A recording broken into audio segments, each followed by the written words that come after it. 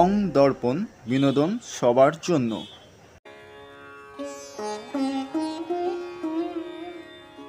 Balcony আমাদের প্রত্যেকের জীবনে বিশেষ বিশেষ ভূমিকা রাখে। আর এই ব্যালকনি নিয়েই আজ বিকেলের বিশেষ প্রতিবেদন আমি গৌরব আপনাদের সামনে নিয়ে এসেছি। আজ বিকেলের এই প্রতিবেদনের নাম যে ট্যাগলাইন রয়েছে সেটা হচ্ছে ফ্রম মাই ব্যালকনি।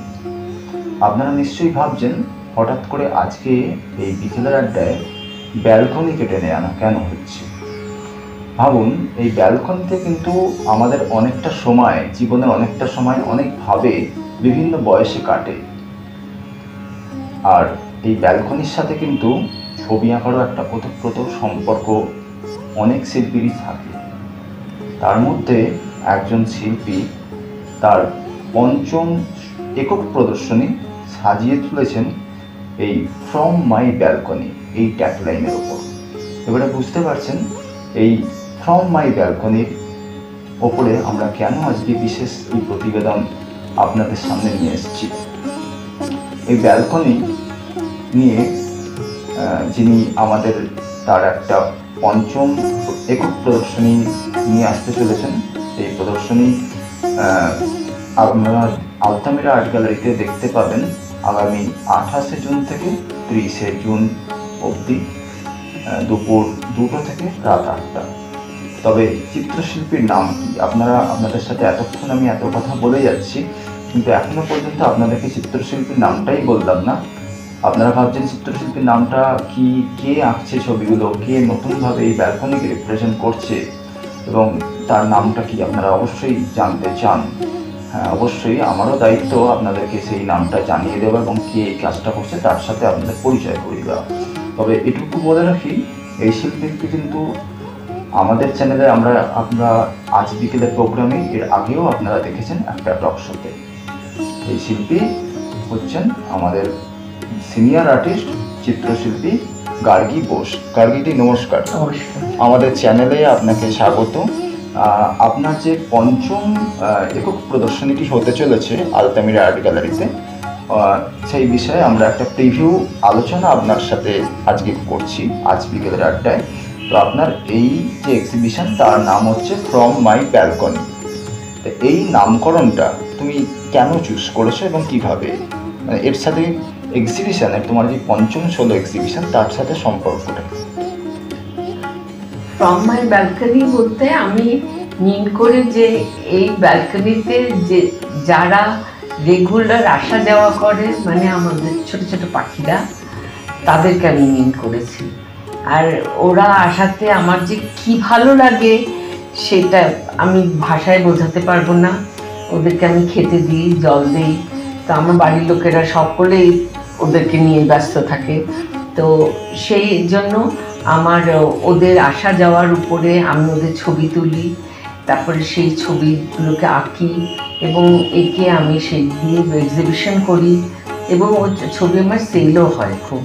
তো আমি সুতরাং ব্যালকনিটা আমার কাছে একটা খুবই ইম্পর্টেন্ট জায়গা। তো সেই জন্য আমি ভাবলাম যে এইবার আমি ওদের উপরেই মেনলি এই কাজটা করব।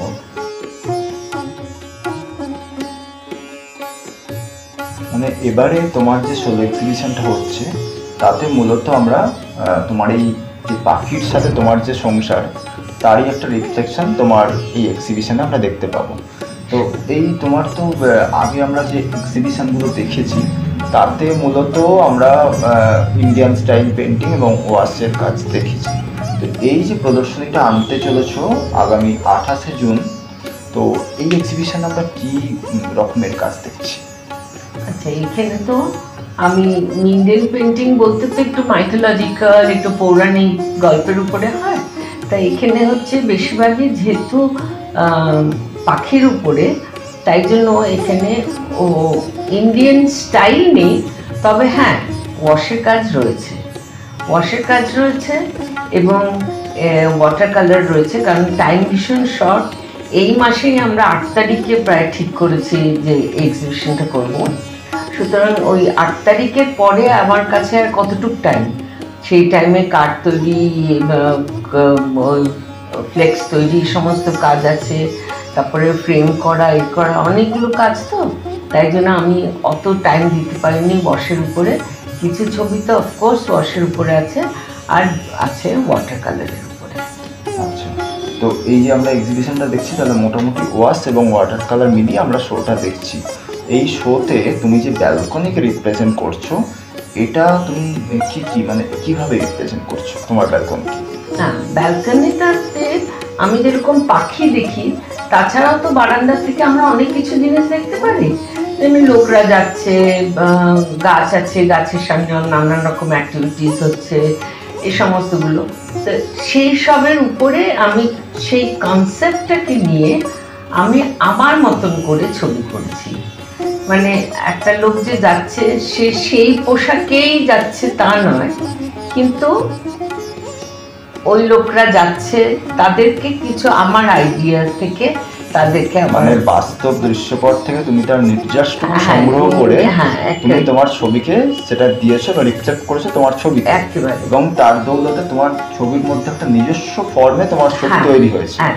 মানে হুবহু আমরা যেটা দেখি সাধারণত, যে একটা ছবিকে হুবহু কপি করে হুবহু তাকে দেখে ছবি এঁকে রিপ্রেজেন্ট করা। যেমন আগে আমি যখন করতাম, সাঁওতালিদের আঁকতাম, তখন যেরকম সাঁওতালিদের দেখছি আমি ওরকমই আঁকতাম। এবার ঠিক সেরকম না, মানে আমি কাজের লোক দেখছি, মহিলারা যাচ্ছে দেখছি, তাদের হয়তো একটু অন্যরকম ভাবে আমি প্রেজেন্ট করছি, বা নানান রকম অ্যাক্টিভিটিস যেগুলো এই গাছের তলায়, অশ্বত্থ গাছটার তলায় হয়, সেটা তোমার বাড়ির সামনেই দেখা যায়। তাই সেটার থেকেও আমি অন্যরকম ভাবে তাদের প্রেজেন্ট করছি। আচ্ছা, মানে এখানে কি ফর্মের ব্যাপারটা বেশি করে উঠে আসবে? মানে যেহেতু তুমি তোমার মতো করে রিপ্রেজেন্ট করছো, সেই জন্য জিজ্ঞাসা করছি। না, সেরকম কিছু না, মানে এগুলো ঠিক না দেখলে তুমি বুঝতে পারবে না। একদম একদম। আর আমি অত বেশি এখন বলতে চাচ্ছি না, তাহলে মজাটা চলে যাবে, কারণ আমি জানতে চাই যে লোকে কিরকম লাগছে ওটা দেখে, সেটা দেখে। আচ্ছা, এই তো ব্যালকনি তুমি যেটা বলছো, তোমার বাড়ির ব্যালকনিতে প্রচুর পাখি আছে, কিরকম পাখি আছে, মানে কিরকম? আমরা তো কলকাতা শহরে এখন আর পাখি সেইভাবে দেখা যায় না, কিন্তু তোমার এখানে তোমার ব্যালকনিতে তুমি বলছো অনেক নাকি পাখি আছে। কি কি জাতের পাখি আছে, এবং পাখি ছাড়াও অন্য কোনো কিছু আছে কিনা সেটা একটু আমি তোমাকে একটা কথা বলি। কি যেন একটা পাই না, ওটা কি জি5 না, একটা কি জি5 তো, ওইটার উপরে আমার খুব রাগ, কারণ তাতে অনেক পাখি নষ্ট হয়ে গেছে। চড়াই পাখি তো এখন অনেক জায়গায় তো নাকি দেখাই যায় না। আমি লাকিলি এখনো পর্যন্ত আমাদের এদিকে আছে চড়াই পাখি। এখন যেহেতু কি বলবো, সার্ভারের ব্যাপারটা আছে, তার ফলে অনেক পাখি মারা যায়। হ্যাঁ, তার জন্য আমার খুব রাগ, যার জন্য আমি জি5 নেইনি, বুঝছো। কিন্তু আমার একলা ঝগড়া করে কিছু লাভ হবে না তো, লোকেরা নিচ্ছে, পাখিও নষ্ট হয়ে যাচ্ছে, কিছু করার নেই। এই সামারে এবং 2019 বা 2020-তে ওরকম একটা পিরিয়ডে জানি না কোথা থেকে খুব অদ্ভুত সব পাখি এসছে। হ্যাঁ, মানে একদিন হঠাৎ আমি দেখলাম একটা সাদা ধবধবে পাখি, আমি অবাক হয়ে গেলাম, ওটা পড়ি না কি, মানে পাখিটা বসে আছে, মানে পরে বুঝলাম পাখি, তার ল্যাজটা অনেক দূর পর্যন্ত ঝুলছে। তখন আমি ছুটে এসে ভাবলাম, ক্যামেরাটা নিয়ে গেলাম ছবি তুলবো বলে, যতক্ষণে নিয়ে গেলাম পাখিতে উড়ে গেছে। তখন বুঝলাম যে ওটা পাখি ছিল, কিন্তু আমি তাড়াতাড়ি করে বইটা বার করে বসলাম। আমি এর জন্য সেলিম আলীর একটা বই আমাকে আমার নাতনি দিয়েছে, আমি ওটাকে দেখি, ওটা থেকে আইডিয়াস নিই, মানে ব্যাপারটা কি, এটা কোন পাখি, কী বৃত্তান্ত, তাদের লাইফস্টাইল কী, সমস্তগুলো পড়াশোনা করি, তারপরে গুগল সার্চ করি এরকম। তখন দেখলাম ওটা হচ্ছে ইন্ডিয়ান প্যারাডাইস ফ্লাইক্যাচার, বুঝছো, এবং ওই পাখি আছে। হ্যাঁ, এবং ওটা আমি দেখেছি, সে যে আমার কি আনন্দ আমি তোমাকে বোঝাতে পারবো না। একেবারে সাদা ধবধবে, হ্যাঁ, একটা পাখি। যাই হোক, ওটার আবার মেল ফিমেল আছে, সেটা আবার লাল। তো যাই হোক, সেরকম দেখেছি। তো এরকম নানান রকম পাখি, যেরকম ধরো হোয়াইট আই, তাদের চোখের চারপাশটা সাদা একদম, কতক্ষণ ধরে বসে রইলো আমার এই ফুল গাছের ওই টবগুলোর উপরে। তো এগুলো আমি খুব এনজয় করি। ওরিয়েন্টাল ম্যাকপাই রবিন, যেগুলোকে আমরা দোয়েল বলি, তারপরে তোমার এইগুলো আরো যে সমস্ত পাখি, তারপরে ময়না, শালিক পাখির যে ডিফারেন্ট ডিফারেন্ট শালিক পাখি, তাদের আসতে দেখি, তাদের বিষয়ে পড়েছি। সুতরাং এগুলো আমার খুব ভালো লাগে। এগুলো আমি জানি না আর কোথায় আসে যায়। তারপরে তোমার হাড়ি চাচা, তার বিরাট বড় লম্বা ল্যাজ, তার কালারটা কি সুন্দর, কালো, ব্রাউন, হোয়াইট, ভীষণ ভালো লাগে দেখতে। তাই এসব যখন আসে না, আমি একদম পাগল হয়ে যাই। তার পুজো করতে করতেও উঠে বসে ছবি তুলি, এরকম আর কি। আচ্ছা আচ্ছা, এই তো তোমার বাড়িতে পাখি আসছে শুনছি, কোনো সময় কি অন্য কিছু কি এসছে পাখি ছাড়াও? হ্যাঁ, অন্য কিছু বলতে গেলে কাঠবিড়ালি, কাঠবিড়ালি আর ঘুঘু সব একসঙ্গে বসে খাচ্ছে। আচ্ছা, হ্যাঁ, তুমি তাদেরকে খাওয়াতে?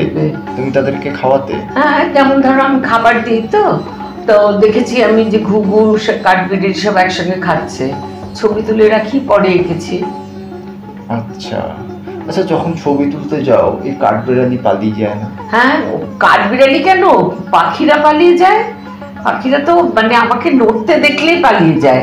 তাই আমি খুব মুশকিলে ছবি তুলি। যখন ছবি তুলি না ঘরের মধ্যে, আমি আছি ঘরের মধ্যে, ওরা আছে বারান্দায়, কিন্তু আমি একটু নড়তে পারবো না।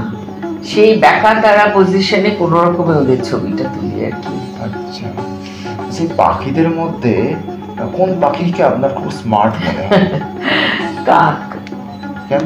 কাক হচ্ছে, ওরা খাবে, হ্যাঁ, সবই করবে, আবার ওদের ওই সময় যদি আমি যাই তখন ওরা সরে যাবে, কিন্তু আবার এসে যাবে, জানে যে আমি আবার কিছু একটা দিয়েছি। একদিন এসে দেখছি যে ও জল ঠোকর দিচ্ছে, জলটা ওর ঠোঁট পর্যন্ত পৌঁছাচ্ছে না, ফ্ল্যাট একটু ইয়েটা, পাত্রটা।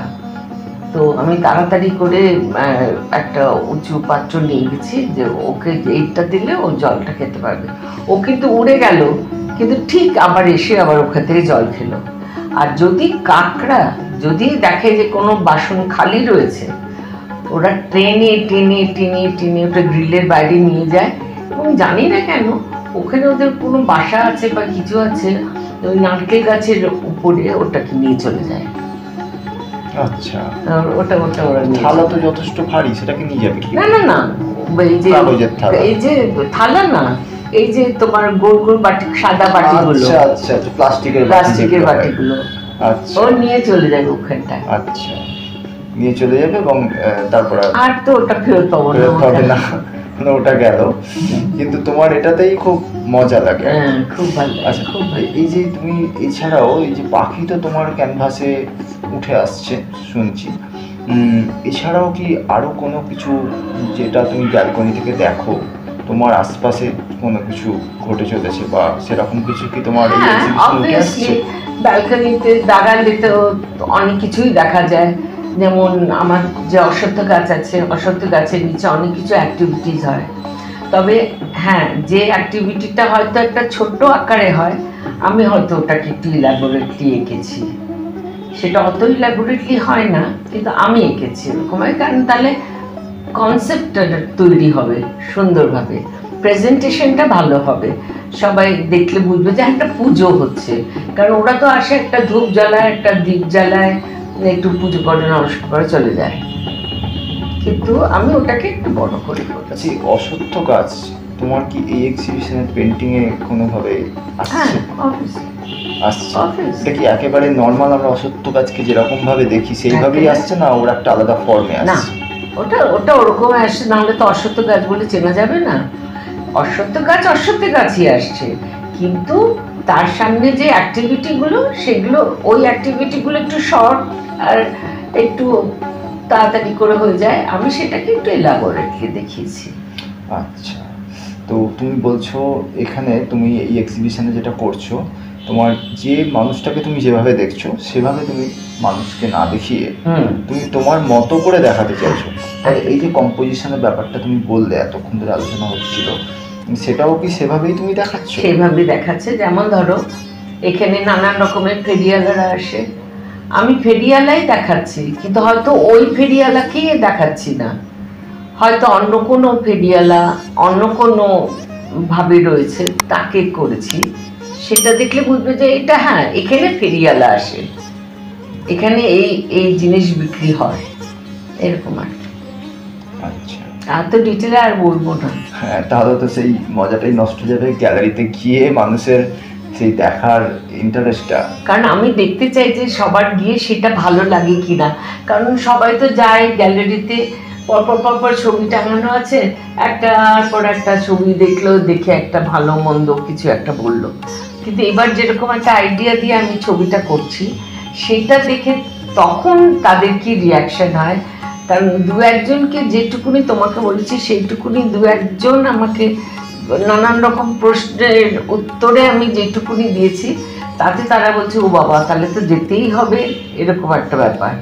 তো আমি বললাম যে আয় দেখে যা, ভাল লাগে কিনা বল।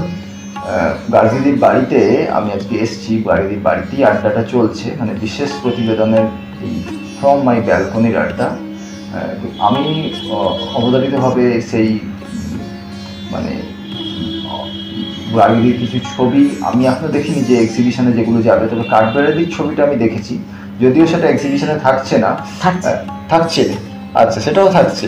আচ্ছা, তার মানে সেটা কিন্তু আপনারা মিস করে যাচ্ছেন, যেটা আমি এখন দেখতে পাচ্ছি। যদিও সেটা এই প্রোগ্রামে আপনাদের সামনে আনা যাবে না, কারণ গার্গীদির টোটালটাই সিক্রেট, মানে এটা আপনাদেরকে এক্সিবিশন ভিজিট করে দেখতে হবে। আমাদের এই এক্সিবিশন, গার্গীদির এক্সিবিশন 28শে জুন উদ্বোধন হবে বিকেল 5টায়। সেই এক্সিবিশন উদ্বোধনের সময় আপনাদের গেলে এবং তারপরে যে দুদিন থাকছে 29 এবং 30 তারিখ, সেই দুদিনেও গেলে আপনারা কিন্তু এই সাসপেন্সটা আপনাদের কাছে পুরোপুরিভাবে উন্মোচিত হয়ে যাবে এবং আপনারাও গার্গীদির সাথে সরাসরি কথা বলে আরও অনেক অভিজ্ঞতার কথা জেনে নিতে পারবেন। এটুকু আমরা জানি। আপনারা দেখছেন বঙ্গদর্পণ বিনোদন সবার জন্য চলছে। এখন যে প্রোগ্রামটা আপনারা দেখছেন সেটা হচ্ছে আজ বিকেল, এবং তার সাথে আজকের বিশেষ প্রতিবেদন ফ্রম মাই ব্যালকনি।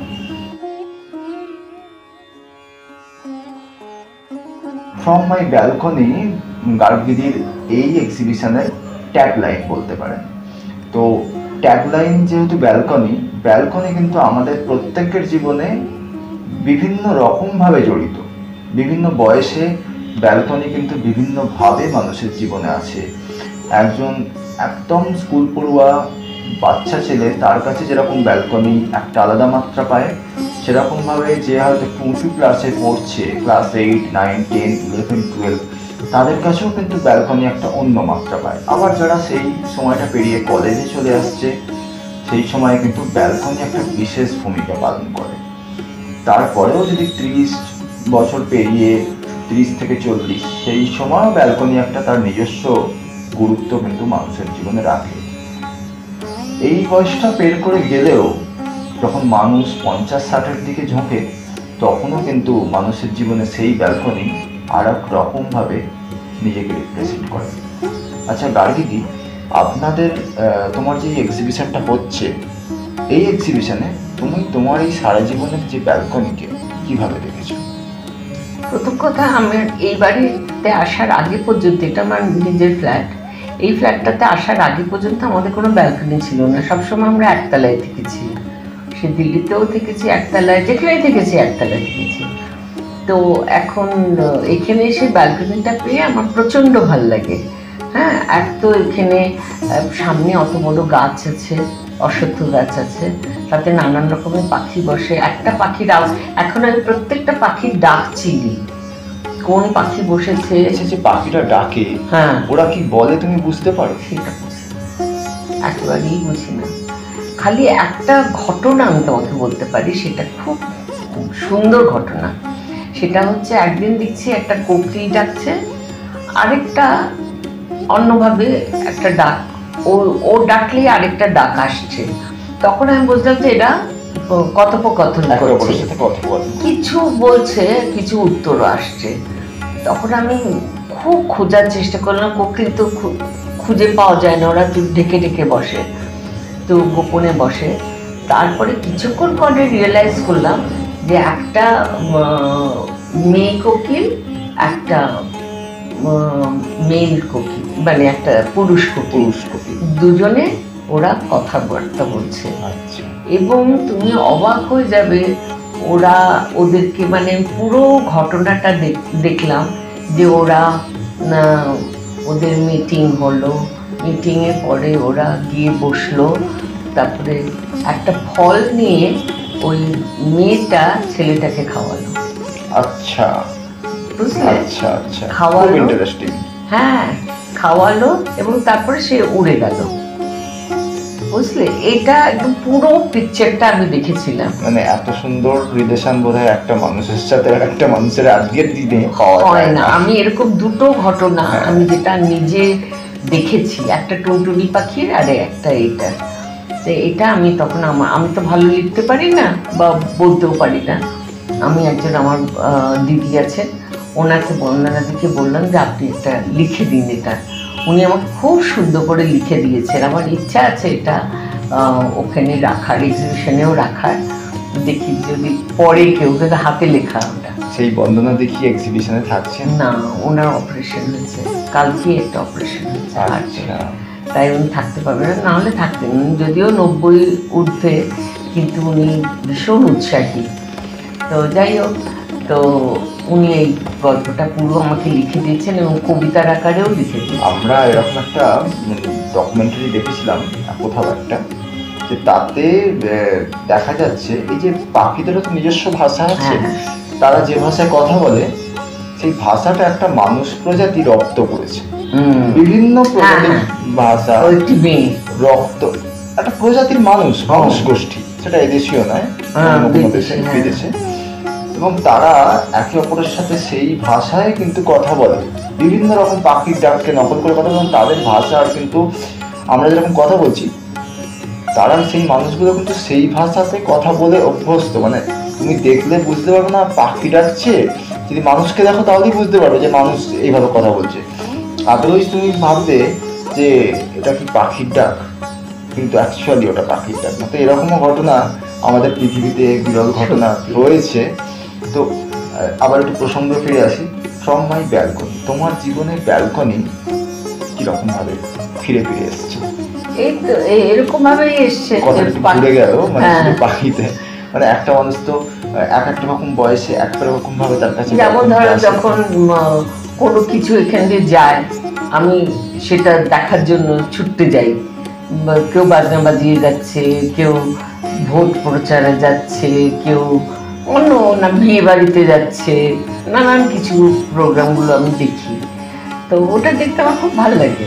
আমার ব্যালকনিটা আমার মনে হয় সবসময়, যার জন্য আমার ওই জানালার দরজা কখনোই বন্ধ হয় না, বারান্দার দরজা জানলা আমার কখনো বন্ধ হয় না, সবসময় খোলা।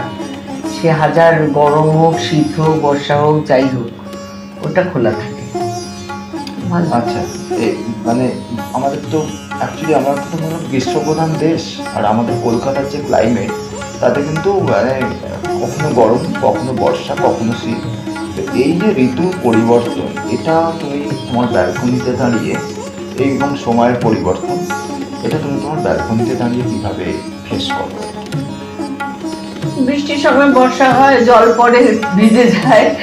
গরমকালে তখন তো আর পাখিগুলো আনাগোনা করতে না না না, পাখিরা ঠিক আসে। আচ্ছা, এসে ধরো উঁচুতে উঁচুতে বসে থাকে ওরা, কারণ খেতে তো হবে, খাবার জন্য তো ওদের আসতেই হবে। গ্রীষ্মকালে ওরা আসে, ওই জলে স্নান করে, আবার ওই জলই খায়। তখন আমি ওদের তাড়া দিই যে তোরা বাবা ওই জলটা খাস না, ওটা ঘুঘুটা স্নান করে গেছে, ওটা খাস না। আমি ওটা আঁকারও চেষ্টা করছি, কিন্তু আমি দেখছি আঁকাটা না অতটা ভালো হয় না। ওই যে ওইটা একদম ভেজা অবস্থায় ওদের, ওইটা আমি ভালো বোধহয় ফোটাতে পারিনি বা কিছু একটা চড়াই করেছিলাম, সেটা মানে ফ্রেম করিনি। তো ওরা ওই একই জলে স্নান করে, ওই জলটাই খায়, সবই করে। তো ওদেরকে যতই বলি ওরা এইটা খাস না, আমি আলাদা জল দিচ্ছি, তুই এটাতে খা, তা না, ওরা ওইটাতেই খাবে। আচ্ছা, তোমার যে ফ্রম মাই ব্যালকনি যেটা আসতে চলেছে, তো সেই প্রদর্শনীতে আমরা মোটামুটি তোমার এই কতগুলো কাজ আমরা দেখতে পাবো? প্রায় 40টা মতো। প্রায় 40টা, আমরা আলতামিরা আর্ট গ্যালারিতে তোমার প্রায় 40টা মতো কাজ থাকছে। আচ্ছা, এই সবগুলো মোটামুটি ওয়াশ এবং ওয়াটার কালার। আচ্ছা, এবারে যেটা বলছি যে ব্যালকনি নিয়ে তো আমরা এক্সিবিশনটা দেখতে অবশ্যই যাব, গ্যালারিতে ভিজিট করবো। আমরা যেরকম ভিজিট করব আপনারাও ভিজিট করবেন এবং আমাদের চ্যানেলে চোখ রাখলে আপনারা এক্সিবিশনটাও দেখতে পাবেন। সেটাও আপনাদের কাছে যথেষ্ট ইন্টারেস্টিং। আর ব্যাপার হচ্ছে এই যে আমরা আলতামিরা আর্ট গ্যালারিতে যাব, আমরা যদি কলকাতার যে কোনো প্রান্ত থেকে যেতে চাই, আমরা কিভাবে যাব? প্রিয়া সিনেমা হলটা মোটামুটি সবাই চেনে। তো প্রিয়া সিনেমা হলটারই কাছে হচ্ছে জুগলস মিষ্টির দোকান। সেটাও এত বড় বড় করে লেখা যে এটা চোখে পড়ে, বা অটোওয়ালা ট্যাক্সিকে বললে ওরা ওই পর্যন্ত পৌঁছে দেবে। দিলে ঠিক জুগলসের যে সাথে যে লাগানো গলিটা, রাস্তাটা গলি না, ওই রাস্তাতেই গেলে একটু গেলি মানে রাসবিহারী জুগলস। হ্যাঁ, রাসবিহারী জুগলসের ওখানটায় একদম একটুখানি গেলে পরেই বাঁদিকে আলতামিরা আর্ট গ্যালারি। আচ্ছা, তোমার ফ্রম মাই ব্যালকনি হচ্ছে তোমার 5ম একক প্রদর্শনী, যেটা আমরা 28শে জুন উদ্বোধন হচ্ছে এবং আমরা 28শে জুন থেকে সেই এক্সিবিশন দেখবো 30শে জুন অবধি। তো এই যে প্রদর্শনী তোমার হবে, তাতে কারা কারা গেস্ট হিসাবে আসছেন এবং কারা কারা থাকছে সেদিনকে প্রদর্শনী উদ্বোধনের দিন? বিশেষ কোনো ব্যক্তিত্ব কি আসছে? হ্যাঁ, ব্যক্তিত্ব নিশ্চয়ই আসছেন, কারণ এনারা দুজন হচ্ছেন আমার জীবনে যথেষ্ট, মানে ওরা আমার সঙ্গে খুব বন্ধুর মতন। তো ওনারা দুজনেই ওয়াশের আর্টিস্ট, তাই জন্য আমি ওনাদের দুজনকে বলেছি। একজন হচ্ছেন দিলীপ ব্যানার্জি, আর একজন হচ্ছে, মানে আমার এভাবে বলা উচিত হয়নি, শিল্পী দিলীপ ব্যানার্জি, আর একজন হচ্ছে শিল্পী অজয় কুমার ব্যানার্জি। এনারা দুজন হচ্ছেন ওয়াশের আর্টিস্ট এবং খুবই ভালো আর্টিস্ট, তাই ওনাদের দুজনকে আমি ডেকেছি। এছাড়াও শিল্পী সৌমিত্র কর, যার কাছে একসময় আমি কিছুদিনের জন্য ওই করোনার ঠিক আগে, তখন আমি তো পাগল হয়ে গেছিলাম ওয়াশ শিখবো করে, তখন ওনার কাছে আমি শিখছিলাম। তখন একটু কয়েকটা আমি কাজ করেছি, টেম্পারার কাজ করেছি। আর উনি কিছুতেই ওনার নামটা দিতে চাননি, তো উনি থাকবেন বলেছেন। আর রঞ্জনা চ্যাটার্জি, ও থাকবে, মানে যিনি আলতামিরা আর্ট গ্যালারির কিউরেটর। হ্যাঁ, কিউরেটর, ও থাকবে। আর আপাতত আমি যেই ছেলেটির কাছে ওয়াশের কাজ করছি, যেহেতু শিল্পী রতন আচার্যর কাছে তো শেখার আমার সৌভাগ্য হয়নি, তা ওনারই খুব প্রিয় ছাত্রর কাছে অনুভব, ওর কাছে আমি করছি। তো ও খুব ভালো টিচার, বাচ্চা ছেলে, খুব মন দিয়ে কাজ করে, নিজের কাজ তো অপূর্ব, আমাকেও শেখায় খুব ভালো। তো ও থাকবে, ওকেও মানে একদম সিনিয়র জুনিয়র সবাইকেই আমরা দেখতে পাবো আপনার এক্সিবিশনে, সবাই আসছে আর কি। আপনারাও চলে আসুন। আপনারা এতক্ষণ আমাদের বংদর্পণের পর্দায় দেখলেন আজ বিকেলের আড্ডা। প্রতিদিন যেটা দেখেন, প্রতিদিনের মতো আজকেও একজন শিল্পী আমাদের সাথে এতক্ষণ ছিলেন, আর তার এক্সিবিশনের নামটা তো শুনতেই পেলেন, ফ্রম মাই ব্যালকনি। তো এই ফ্রম মাই ব্যালকনি, আপনাদের কিন্তু এই ব্যালকনিকে যদি স্পর্শ করতে হয়, আপনাদের অবশ্যই চলে আসতে হবে রাসবিহারীর কাছে, জুগলসের যে মিষ্টির দোকান আছে তার কাছেই আলতামিরা আর্ট গ্যালারিতে। আশা করি আপনারা সবাই আসছেন আলতামিরা আর্ট গ্যালারিতে এই এক্সিবিশন দেখতে। এবং শুধু ছবি দেখলে হবে না, এই ছবি কিন্তু দেখার সাথে সাথে চেষ্টা করতে হবে নিজের বাড়িতেও সেই ছবিকে স্থান দেওয়ার, তবেই কিন্তু সেই ছবির আসল মর্যাদা দেওয়া হবে। আশা করি আপনারা এই ছবি দেখবেন এবং প্রদর্শনী দেখবেন, এবং যদি পারেন অবশ্যই কিছু ছবি আপনাদের কালেকশানে রাখবেন। এটুকু সম্ভাবনা এবং এটুকু আবেদন নিয়েই আজকের এই আজ বিকেলের প্রোগ্রাম আমি গৌরব শেষ করছি। আমাদের সাথে এতক্ষণ ছিলেন চিত্রশিল্পী গার্গী বোস। নমস্কার গার্গীদি, আবারও দেখা হবে। আর এক্সিবিশনের দিন তো আমরা থাকছি নিশ্চয়ই। আপনাদের সাথে। অসংখ্য ধন্যবাদ আমাদের সাথে এতক্ষণ সময় ভালো দেওয়ার জন্য। লাগলো আপনার সাথে।